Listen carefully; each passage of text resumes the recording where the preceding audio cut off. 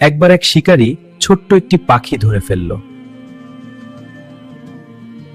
পাখিটি খুব বুদ্ধিমান ছিল।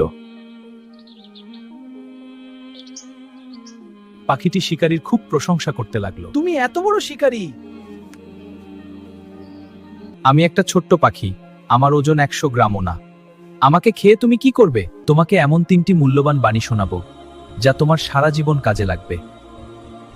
এমনভাবে সে কথাবার্তা বলছিল যে শিকারীর মন গলে গেল। শুনি তো। তার চেয়ে শুনি পাখিটা কি বলতে চায়।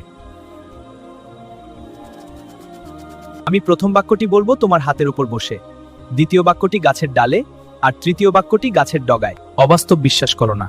কখনো অলিক কল্পনা করো না, যা অবাস্তব সেটা কখনো বিশ্বাস করো না। খুব ঠিক কথা, সত্যিই তাই। পাখি বলল, এবার আমাকে গাছের ডালে যেতে দাও। আমি দ্বিতীয় বাক্যটি বলবো, যা হাতছাড়া হয়ে গেল তা নিয়ে কখনো আফসোস করো না।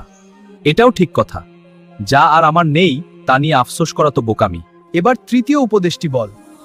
পাখি এবার মগডালে উঠল। তৃতীয়টি বলার আগে দেখে নি আগের দুটি উপদেশের শিক্ষা তোমার জীবনে কাজে লাগিয়েছ কিনা। আমার পেটে আছে 200 গ্রাম ওজনের একটি মুক্তো। হায় হায়, এ কি করলাম আমি! বলেই পাখিকে ধরার ব্যর্থ চেষ্টায় ওপরের দিকে লাফাতে লাগলো। পাখি হাসলো, বলল, আমার ওজনই 100 গ্রাম, আমার ভেতরে 200 গ্রামের মুক্তো থাকবে কিভাবে? তোমার মতো বোকা ও লোভীদের কারণেই প্রতারকরা প্রতারণা করার সুযোগ পায়।